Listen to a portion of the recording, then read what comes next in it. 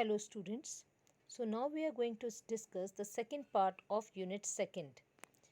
In our first slide of unit second we have discussed about Jacobean age, Caroline age and Commonwealth period.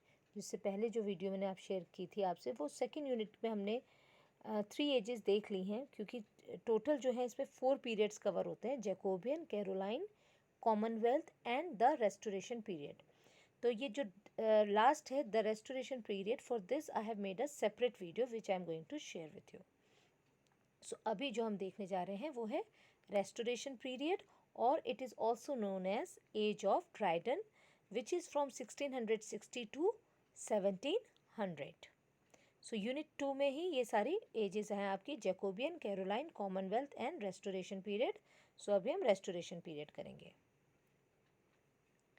So let's discuss about the historical background of this period. तो जैसे मैंने आपको बताया था Caroline as जो कि 1625 से 1649 थी, तो चार्ल्स फर्स्ट जो थे, जो राजा थे, उनको क्या हुआ था, पार्लियामेंट ने एग्जीक्यूट करा दिया था, मतलब उनको मार दिया गया था. और जो उनका बेटा चार्ल्स टू था वो फ्रांस चला गया था. एंड देन 1649 से 1660 तक का जो पीरियड था वो क्या था आपका, कॉमनवेल्थ पीरियड, या जिसे प्यूरिटन इंटररेग्नम भी कहा जाता है. मतलब उस समय पार्लियामेंट का रूल था, राइट. सो ये किसकी लीडरशिप में था, ओलिवर क्रॉमवेल. इनके जो लीडर थे वो ओलिवर क्रॉमवेल थे जब कॉमनवेल्थ पीरियड चल रहा था. सो व्हाट हैपेंड कि जब ओलिवर क्रॉमवेल की डेथ हो जाती है तो उनके बेटे जो होते हैं वो लीडर होते हैं, लेकिन he was not that much capable like his father. तो चार्ल्स टू जो कि फ्रांस चले गए थे, चार्ल्स फर्स्ट का जो बेटा था Charles two, he gets an opportunity to come back. So in 1660 he Charles II restored monarchy and became the king in 1660. मतलब चार्ल्स टू जो कि फ्रांस में छुपे हुए थे, फ्रांस चले गए थे, वो वापस आते हैं, मोनार्की को रिस्टोर करते हैं. मोनार्की का मतलब क्या होता है, राजा का रूल. इससे अभी तक क्या हो रहा था, कॉमनवेल्थ पीरियड, मतलब पार्लियामेंट का रूल हो चल रहा था. 1649 से चार्ल्स फर्स्ट की डेथ के बाद से 1649 से 1660 तक पार्लियामेंट का रूल हो रहा था. तो वापस से चार्ल्स टू ने आके मोनार्की मतलब राजा के रूल को रीस्टोर किया. इसीलिए ये पीरियड, इस पीरियड का नाम पड़ता है द रेस्टोरेशन पीरियड. रीस्टोर करना मतलब क्या होता है, किसी चीज़ को एक तरीके से बचा लिया, जो चीज़ ख़त्म हो रही थी. आपने कभी अपने मोबाइल में आप जैसे फ़ोटो डिलीट कर देते हैं तो उसके बाद ऑप्शन आता है रीस्टोर, आप उसे वापस से जो डिलीटेड वीडियो है अगर या फ़ोटो है उसको आप रीस्टोर कर सकते हैं, ठीक है. तो उसी तरह से यहाँ मोनार्की मतलब जो राजा का रूल था वो ख़त्म हो गया था और पार्लियामेंट का रूल था, तो इन्होंने मोनार्की को रीस्टोर कर लिया, बचा लिया, वापस से लेकर आ गए. तो ये क्या कहलाता है आपका, रेस्टोरेशन पीरियड. तो ये कब से कब तक रहा, now Charles two becomes the king and he ruled from 1660 to 1685. Charles two का रूल रहा 1660 से 1685 तक.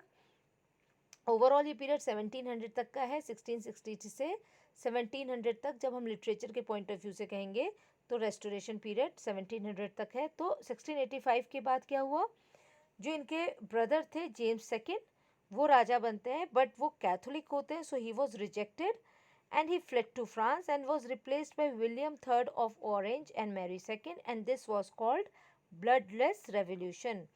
चार्ल्स टू के बाद इनके भाई जेम्स टू बनते हैं राजा, लेकिन ये कैथोलिक होते हैं तो इनको पसंद नहीं किया जाता है, ये यहाँ से चले जाते हैं, ये भी फ्रांस चले जाते हैं. और इनकी जगह विलियम थर्ड ऑफ ऑरेंज और मैरी सेकेंड जॉइंट मतलब रूल करते हैं. और इसे ब्लडलेस रेवोल्यूशन कहा जाता है. ब्लडलेस रेवोल्यूशन क्यों कहा, क्योंकि कोई खून खराबा नहीं हुआ. जेम्स सेकेंड अपने आप ही देश छोड़कर चले गए, ऐसा नहीं हुआ कि एग्जीक्यूट कराना पड़ा, मारना पड़ा. इसलिए ये क्या कहलाता है, ब्लडलेस रेवोल्यूशन. मेन हमारा रेस्टोरेशन पीरियड में आ जाता है चार्ल्स टू का वापस आना फ्रांस से और मोनार्की को रीस्टोर करना, मतलब फिर से राजा के रूल को लेकर आना, पार्लियामेंट के रूल को ख़त्म करके राजा फिर से रूल कर रहा है. तो ये हमारा सबसे मेन पॉइंट है हिस्टोरिकल अगर बैकग्राउंड की बात करें. Now moving forward let's discuss about the literary features of this age. तो ये पीरियड जो है यहाँ से हमारा न्यू क्लासिकल पीरियड भी कहलाता है. Because at this time the writers they imitated the ancients. Ancients कौन थे? वही क्लासिकल ग्रीक एंड रोमन। हमने रेनेसेंस पीरियड में भी देखा था कि क्लासिकल ग्रीक और रोमन आर्ट और लिटरेचर का रिवाइवल हुआ, जिसे रेनेसेंस कहा जाता है।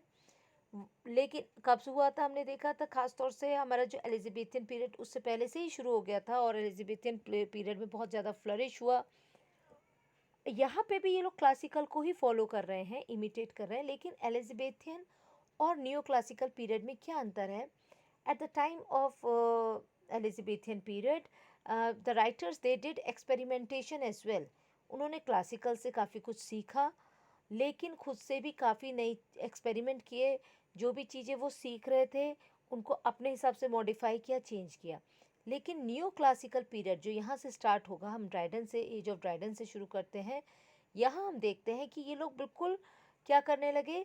क्लासिकल्स के जो रूल्स थे, चाहे जैसे एपिक है, चाहे ड्रामा है, कोई भी चीज़, जो रूल्स थे पोइट्री लिखने के या ड्रामा के, हर चीज़ को बहुत ही स्ट्रिक्टली फॉलो किया। मतलब कि जो रूल्स हैं बिल्कुल उसके अकॉर्डिंग चलना है। इसीलिए क्या कहलाता है? New classical period. मतलब एक फिर से क्लासिकल का नया पीरियड फिर से शुरू हुआ। इसके अलावा इस टाइम पे क्या हुआ? Imitation of the French. French का इमिटेशन, क्योंकि चार्ल्स टू फ्रांस में रहे थे वहाँ की आर्ट और लिटरेचर से काफ़ी प्रभावित थे। सो हम देखते हैं कि राइटर्स भी जब चार्ल्स टू आ जाते हैं तो उसके बाद ये लोग फ्रेंच आर्ट और लिटरेचर्स को भी इमिटेट करते हैं। ओपनिंग ऑफ थिएटर्स 1642 में ही, मैंने पहले ही बताया था आपको, कैरोलाइन एज में ही 1642 से ही थिएटर्स बंद हो गए थे। कॉमनवेल्थ पीरियड में पूरे थिएटर्स बंद रहे थे 1649 से भी 1660 तक। अब चार्ल्स टू वापस आ जाते हैं तो दोबारा से थिएटर्स खुल जाते हैं। और थिएटर्स बंद क्यों थे? क्योंकि जो प्यूरिटन मूवमेंट था, प्यूरिटन्स जो थे, जो ये एक तरीके से रिलीजियस रिफॉर्म की बात करते थे, इसमें माना जाता था कि जो ये सारी चीज़ें होती हैं, ड्रामा, प्लेजर, ये सब बेकार, ख़राब होता है, ये हमें गॉड से दूर ले जाता है। तो इसलिए इन्होंने थिएटर्स को बंद करा दिया था। लेकिन चार्ल्स टू जब वापस आते हैं तो दोबारा से थिएटर्स खुल जाते हैं। अब जब थिएटर्स खुलते हैं तो फिर से ड्रामा के फॉर्म्स, ड्रामा लिखे जाने लग जाते हैं। So there were two forms of drama written during this period. दो तरह के ड्रामास लिखे गए। हीरोइक प्लेस, जो जनरली ट्रेजेडी है, हीरोइक ट्रेजेडी भी कहा जाता है, which was the combination of French and classical models. जो किस तरह की ड्रामास थे? जो फ्रेंच और क्लासिकल मतलब ग्रीक जो ड्रामास थे उसको, उसका कॉम्बिनेशन थे। These plays were written in rhymed couplet and later in blank verse. ये राइम्ड कपलेट्स, कपलेट्स क्या होती है? दो दो लाइन, जो पोइट्री की टू टू लाइन्स करके होती है, उनमें लिखे जाते थे। और बाद में ब्लैंक वर्स में भी लिखे जाते थे। ब्लैंक वर्स क्या होता था? बिना राइम के। मीटर तो है, मीटर मतलब अनस्ट्रेस स्ट्रेस का जो कॉम्बिनेशन है, जो सिलेबस का कॉम्बिनेशन है वो तो होगा, लेकिन आखिरी में राइमिंग हो जरूरी नहीं है। ये मैं आगे की लास्ट स्लाइड में मैंने और समझाया, इसको हम आगे डिस्कस कर लेंगे। सो ये हीरोइक प्लेस थी। जो ट्रेजेडीज थी ये basically they were based on struggle between love and honour. ठीक है, तो इसकी कहानियाँ जो थी किस टाइप की होती थी? जिसमें जो हीरो है वो अपने प्यार के लिए या इज्जत के लिए मतलब स्ट्रगल कर रहा है, इस तरह से दिखाया जाता था। और जनरली ट्रेजेडीज होती थी और फ्रेंच और क्लासिकल मॉडल्स पे बेस्ड थी। इसमें कौन कौन से राइटर्स थे? John Dryden, Thomas Otway, Nathaniel ली, इन सब ने ही हीरोइक प्लेस लिखे हैं। बट ज़्यादा जो फेमस हुई वो क्या हुई? Restoration comedy. जैसे हमने कहा दो तरह के प्लेज लिखे गए इस समय, एक तो हीरोइक ट्रेजेडीज या हीरोइक प्लेज, और दूसरी थी कॉमेडी। ना सी वन ऑफ द रीज़न कि कॉमेडी ज़्यादा पॉपुलर क्यों हुई? क्योंकि इतने 18 ईयर्स के बाद अराउंड दोबारा से थिएटर्स खुलते हैं, तो लोगों को क्या चाहिए? एंटरटेनमेंट चाहिए, खुशी चाहिए। इतने सालों से तो बंद थे थिएटर्स, तो ट्रेजेडीज़ भी देखी जानी थी। ऐसा नहीं कि ट्रेजेडी पॉपुलर नहीं थी, but as compared to comedy, tragedies उतनी कम पॉपुलर नहीं, मतलब उतना नहीं था। लोग ज़्यादा क्या पसंद कर रहे थे? People liked comedies. So restoration comedy जो थी, इस टाइम पे एक अलग तरह की जो कॉमेडी लिखी गई जिसे कहा जाता है comedy of manners, which showed the manners and life style of upper class society. ये कॉमेडी, ऐसी कॉमेडी जिसमें ये क्या दिखा रहे थे? अमीर लोगों की, जो अपर क्लास सोसाइटी, उनके रहन सहन, उनके तौर तरीके, उनका लाइफ स्टाइल को दिखाती थी। ये थी आपकी रेस्टोरेशन कॉमेडी। सो आप जो क्वेश्चन प्रिपेयर करें एग्ज़ाम के पॉइंट ऑफ व्यू से, रेस्टोरेशन कॉमेडी ज़्यादा इंपॉर्टेंट है। रेस्टोरेशन पीरियड में आपसे रेस्टोरेशन कॉमेडी का क्वेश्चन ज़रूर पूछा जा सकता है। सो इस ये, and I have already given the notes in detail. इसके पूरी डिटेल में मैंने रेस्टोरेशन कॉमेडी के नोट्स दिए हैं, प्लीज़ गो थ्रू दैट। तो शॉर्ट में मैं आपको बता देती हूँ कि क्या क्या इसके फीचर्स थे। कॉमिक टोन, मतलब बहुत ज़्यादा ऐसा नहीं कि बहुत सीरियस वाली टोन नहीं थे प्ले में, कॉमिक टोन रहती थी। विटी डायलॉग्स, इसके इम्पोर्टेंट होते थे डायलॉग्स, जैसे कहते हैं हाजिर जवाबी, एक दूसरे को जवाब देना। हीरो हीरोइन या जो भी कैरेक्टर्स थे आपस में बहुत ही अच्छे एक दूसरे को डायलॉग्स यूज़ करते थे। Dialogues were more important then action in the play. Action से भी ज़्यादा इम्पोर्टेंट डायलॉग्स थे, लोग जाते थे डायलॉग सुनने। डायलॉग्स ज़्यादा मज़ेदार मतलब कहते हैं होते थे, तो बहुत ही हाजिर जवाबी विटी डायलॉग्स होते थे।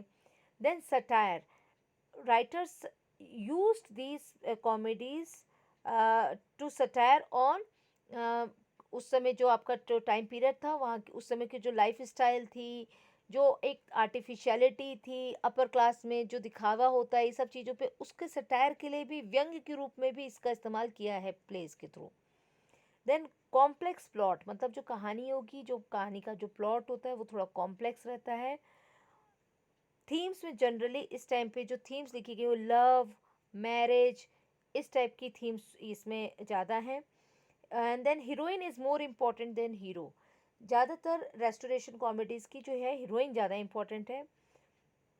देन सेक्सुअल कंटेंट, धीरे धीरे क्या हुआ रेस्टोरेशन पीरियड में, जब रेस्टोरेशन कॉमेडीज़ लिखी जाने लगी, तो क्योंकि डायलॉग्स थे ज़्यादा, विटी डायलॉग्स थे, उन डायलॉग्स में ही थोड़ा सेक्सुअल कंटेंट का मतलब यहाँ पे ऐसे दिखाने के सेंस में नहीं, जो डायलॉग्स वगैरह थे उनमें धीरे धीरे थोड़ा वल्गर आने लगा। और जैसे कि जिससे हम कह सकते हैं इस तरह के वर्ड्स का यूज़ होने लगा, जो उस टाइम पीरियड में बहुत ज़्यादा ओपनली एक्सेप्ट नहीं होते थे। तो ये सारे फीचर्स हैं आपके रेस्टोरेशन कॉमेडी के। And the writers of restoration comedy, जिसमें आ गया हमारे विलियम कॉन्ग्रेव, जिनका बहुत ही फेमस है the way of the world, William Wycherley, George Etherege, sir John Vanbrugh etcetera, they all wrote restoration comedies. So restoration period क्या है ये आप समझ गए हैं कि चार्ल्स टू वापस आ गए, राइट, और उन्होंने मोनार्की को रिस्टोर किया। फीचर्स हमने डिस्कस कर लिए, और इसका सबसे इंपॉर्टेंट जो आप प्रिपेयर करेंगे वो है रेस्टोरेशन कॉमेडी का answer. Then poetry of this period, अगर हम बात करें केवल पोइट्री की, so poetry of this period was satirical, realistic and was written in heroic couplet.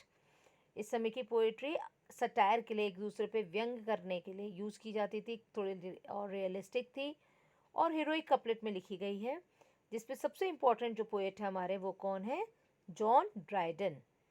और दूसरी पोएम एक और है सैमुअल बटलर की Hudibras, which was a satire on Puritanism. जैसे हमें पता है इससे पहले का पीरियड प्यूरिटन पीरियड था ही, कॉमनवेल्थ पीरियड को प्यूरिटन पीरियड जो क्या था, बहुत ही ज़्यादा रिलीजियस टाइप पीरियड था, जिसमें प्लेजर और ये सब चीज़ों के खिलाफ थे वो लोग। तो वो जो और अब चार्ल्स टू वापस आ गए, तो सैमुअल बटलर ने उस पर सटायर, उस पर व्यंग्य करते हुए प्यूरिटेनिज्म पे ये पोएम लिखी थी। नेक्स्ट हमारा बहुत इंपॉर्टेंट जो पॉइंट है वो है जॉन ड्राइडन का essay of dramatic poesy which came in 1668, because of which he is known as father of English literary criticism। ये बेसिकली क्या है, it is an important work जिसमें इन्होंने कंपेयर किया है किनको, आप एक क्रिटिकल वर्क है, क्रिटिकल मतलब जिसमें लिटरेचर की आलोचना की, किस तरह से लिटरेचर होना चाहिए, क्या होना चाहिए, उस पर उसको लिखा है। और इसमें इन्होंने कंपेयर किया है, 4 कैरेक्टर्स दिखाए हैं जो आपस में डिस्कस कर रहे हैं किसके बारे में, कि राइम का यूज़ करना चाहिए या ब्लैंक वर्ड्स का यूज़ करना चाहिए। ड्रामा को कंपेयर किया है, फ्रेंच ड्रामा और इंग्लिश ड्रामा को। फिर बात करिए क्लासिकल रूल्स, जो पहले ग्रीक उनमें क्या क्या रूल्स थे, और इंग्लिश ड्रामेटिक ट्रेडिशन में जो फ्रीडम है, कि जो इंग्लिश ड्रामास लिखे गए हैं उनको उन्होंने अपना एक फ्रीडम यूज़ किया है, जब वो हमेशा क्लासिकल को फॉलो नहीं किया है, अपने हिसाब से चीज़ों को चेंज किया है। तो इस पे पूरा एक डिस्कशन किया है. Because of this work Dryden is known as father of English criticism, literary criticism. तो ऐसा नहीं है कि इनसे पहले किसी ने लिटरेरी क्रिटिकल वर्क नहीं लिखा था, but this work is very important because it covers lot. इसमें हिस्टोरिकल पॉइंट ऑफ व्यू से भी, और आप जो इंग्लिश ट्रेडिशन की भी बात करिए, फ्रेंच की बात भी करिए, क्लासिकल की भी बात करिए, तो जो ये वर्क था ये काफ़ी इंपॉर्टेंट हो जाता है क्रिटिसिज्म के पॉइंट ऑफ व्यू से. इसीलिए इन्हें कहा गया है father of English literary criticism. And then finally यहाँ पे मैंने कुछ प्रोस राइटर्स को और नाम बता दिया आपको, जिसमें जॉन बनियन, सर विलियम टेम्पल, डायरिस्ट, क्योंकि उस समय डायरीज लिखी जाती थी, तो सैमुअल पेपेस, जॉन एवलेन. और फिलॉसफी के अगर बात करें तो उसमें से बहुत इंपॉर्टेंट नाम आ जाता है जॉन लॉक, जिनको फादर ऑफ लिबरलिज्म भी कहा जाता है, उदारवाद के पिता भी कहा जाता है. बट वो फिलोसफी के पॉइंट ऑफ व्यू से हमारे लिए ज़्यादा इंपॉर्टेंट क्या है, John Dryden, why is he known as father of English criticism. So please go through notes में मैंने इसका शॉर्ट में आपको नोट्स दिए हैं इस वर्क के बारे में, एसे ऑफ ड्रामेटिक पोएसी के बारे में. ठीक. और रेस्टोरेशन कॉमेडी मैंने डिस्कस करी है. अब बाकी जनरल फीचर्स हो गए. और एक लास्ट स्लाइड में आपको शॉर्ट में मैं बता दे रही हूँ हीरोइक कपलेट क्या है, क्योंकि अभी हमने देखा कि इस पीरियड में जो पोइट्री लिखी गई है वो किस में लिखी गई है, ज़्यादा हीरोइक कपलेट का यूज़ यहाँ पे बहुत यूज़ किया गया है, जो कि क्लासिकल एक मॉडल था, क्लासिकल तरीका था. पहले भी लिखी जा चुकी थी हीरोइक कपलेट्स में पोएम्स, बट यहाँ से ये लोग क्योंकि नियो क्लासिकल पीरियड है और भी ज़्यादा स्ट्रिक्टली फॉलो करते हैं. और इसके बाद हम देखते हैं जो ड्राइडन ने यूज़ करी है, फिर पोप ने इसको बहुत ही ज़्यादा स्ट्रिक्टली फॉलो किया है अगली एज में, नेक्स्ट एज में जो देखेंगे हम. तो हीरोइक कपलेट क्या है, राइमिंग कपलेट और 2 lines of poetry written in iambic pentameter. ठीक. 2 लाइन की होंगी जो राइम करेंगी और आयम्बिक पेंटामीटर में लिखी होती है. आयम्बिक पेंटामीटर का मतलब क्या है कि इसमें जो पहला तो जो स्ट्रेस और अनस्ट्रेस का जो कॉम्बिनेशन मैंने आपको समझाया था, तो इसमें जो कॉम्बिनेशन वो होता है पहला सिलेबल अनस्ट्रेस, फिर स्ट्रेस्ड, अनस्ट्रेस्ड, फिर स्ट्रेस्ड, और ऐसे करके टोटल कितने होंगे 10 सिलेबल्स. ठीक. यहाँ पे जैसे ये लाइन दी है, entrenched before the town both armies lay. तो इन में अनस्ट्रेस है, ट्रेंच्ड में स्ट्रेस है, जो थोड़ा सा बोल्ड है उसमें स्ट्रेस है. बी में नहीं है तो अनस्ट्रेस स्ट्रेस, फिर बी में नहीं है, 4 में है, बिफोर द में नहीं है, टाउन में स्ट्रेस है, बोथ में नहीं है, आ मीज में है स्ट्रेस, मीज में नहीं है, फिर लाई. entrenched before the town both armies lie.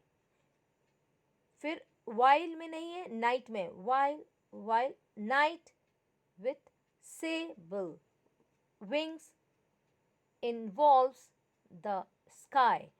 तो ये अभी मैं ऐसे तोड़ के इसलिए मैंने बोला था कि आपको थोड़ा सा स्ट्रेस एंड स्ट्रेस का मैं समझा सकूं, थोड़ा सा डिफ़िकल्ट होता है समझना.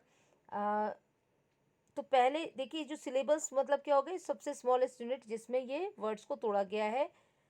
आगे में इन में है, नहीं है सॉरी, इन अनस्ट्रेस है, फिर ट्रेंच्ड स्ट्रेस्ड है, फिर बी अनस्ट्रेस है, 4 में स्ट्रेस है. स्ट्रेस मतलब जिसको ज़्यादा जोर दे के बोला जाएगा, द को हल्के से बोला जाएगा, टाउन को स्ट्रेस वाला है, फिर बोथ आ मीज, एक ही वर्ड में 2 सिलेबल आ और मीज, तो आर्मीज में आ में स्ट्रेस है, मीज में नहीं है, फिर लाई, ऐसी सेकंड लाइन है.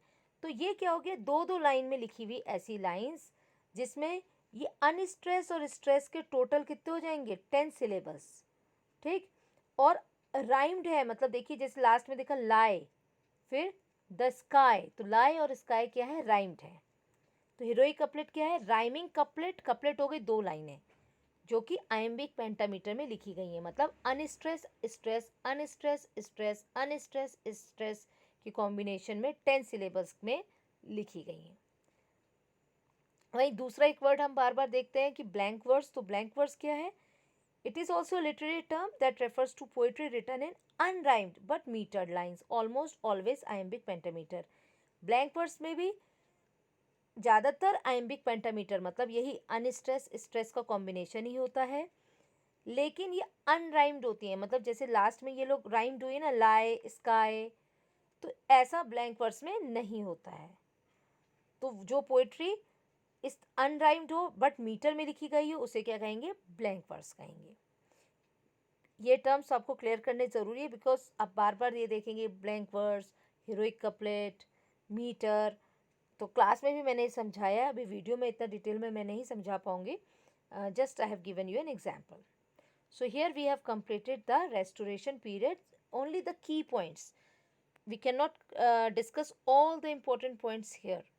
केवल जो मेन इंपॉर्टेंट मुझे लगा एग्जाम के पॉइंट ऑफ व्यू से वो मैंने आपको बताया है, that what is restoration, what are the features of restoration period, and most importantly restoration comedy. ठीक, देन जॉन ड्राइडन का कॉन्ट्रीब्यूशन, और उनको father of English literary criticism कहा जाता है। ये सारे पॉइंट्स आप ध्यान रख सकते हैं रेस्टोरेशन पीरियड से।